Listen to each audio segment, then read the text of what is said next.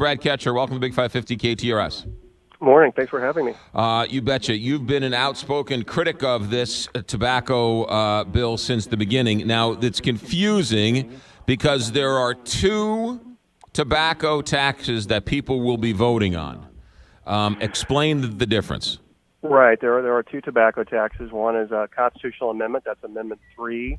And then there's also a statutory proposition, Proposition A. And what my group has been focused on is the amendment of Amendment 3. And if this was just a tobacco tax for early childhood education, as proponents talk about it, I'd be for it. A lot of folks I know would be for it. But the reality is this is a proposal that has been hijacked by big tobacco for their purposes, and it's designed to put language in our Constitution to benefit big tobacco. You say it's hijacked by big tobacco. That's not technically correct. It's been initiated and paid for by big tobacco.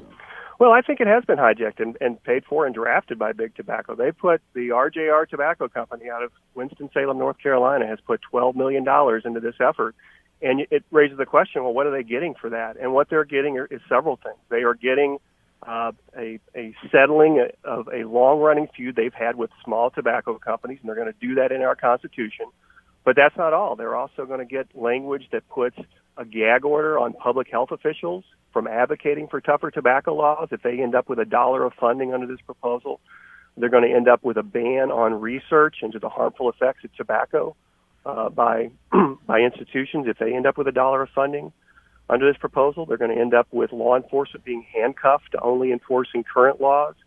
And this is in a provision that could last in our Constitution 100 years. So there's plenty that big tobacco is getting out of this, and that's why they put so much money into it. We had Carl Bearden on the show the other day, who is very much against this. And the commercials on the radio and on the television say that this money will be safe and secure and only be used for early childhood development and things like that. However, Carl Bearden says that's not true, that the lockbox has already been picked. What do you say? Well, I think Carl's right, and Carl's in a great position to take a look at that issue, the former budget chair in the legislature. And that is the reality of this thing. This measure is going to be subject to the control. The money is going to be subject to the control of politicians in Jefferson City. The proponents of this measure have said in their court filings that this money is subject to appropriation by the legislature. And we know all too well. We look at the lottery money, we look at the gaming money, we look at the highway money. We know that the power to appropriate by politicians in Jefferson City is also the power to misappropriate, and that is a sad perception in history in Missouri. And so there's a great deal of concern that legislative picklocks are going to come along and take this money and divert it to some other purpose. So you're saying even though the commercials on television say this money will be safe and secure, and the picture of the politician who's out there, you're saying that message is incorrect and it's misleading? It is. And in fact, the current budget chair in the House has said we are going to control how this money is spent. The Post-Dispatch covered that story a week ago. And so the politicians are ready for the cash. And if you trust politicians, vote for Amendment 3.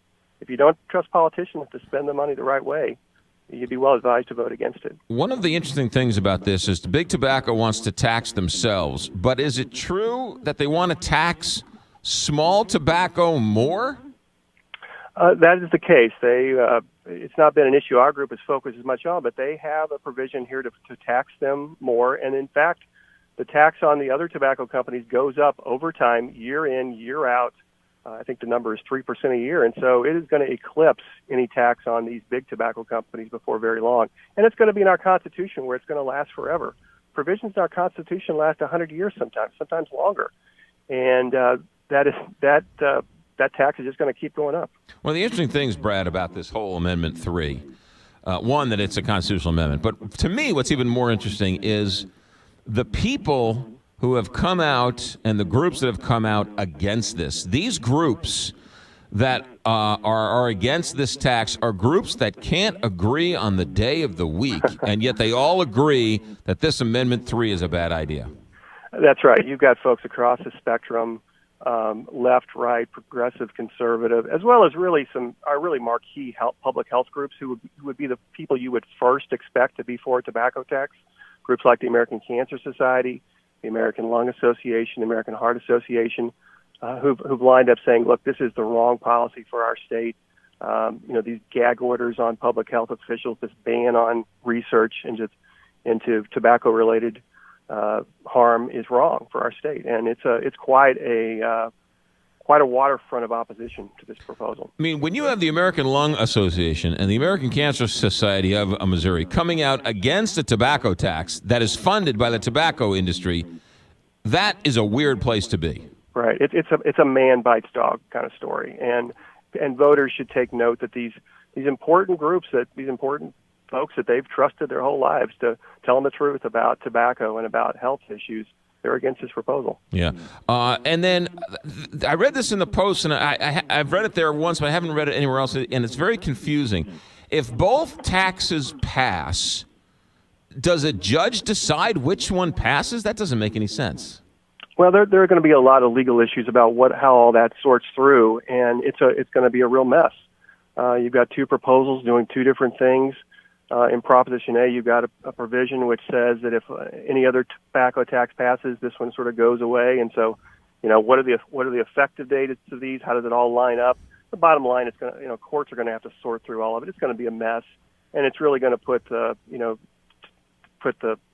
money at risk as well as for what's going to happen with this money, how is it going to be spent, and that's all going to be left up to the courts apparently, and that's another reason to say, is this really the right plan for Missouri? Yeah. Brad Ketcher with us. Brad, what is? Oh boy, I had another good question, and then I totally blew it. All right, we'll let you there. We'll let it go there. Brad Ketcher, local attorney. Amendment 3. That's the tobacco tax. The other one is Proposition A, right? So that's the 2. That's right. That's the 2. Oh, but we should say that not only is the Lung Association, the American Cancer Society, but some very conservative groups. The farmers' organizations are against it. Conservative groups are against it. So, I mean, it's a wide swath of people who have come together in opposition of this. It really is. It's folks on the left and the right, and I think you're going to see a broad-based coalition of voters say no to this proposal on Election Day. Brad, thanks for checking in. Thanks for the insight. Thank you. Take care. 9/7.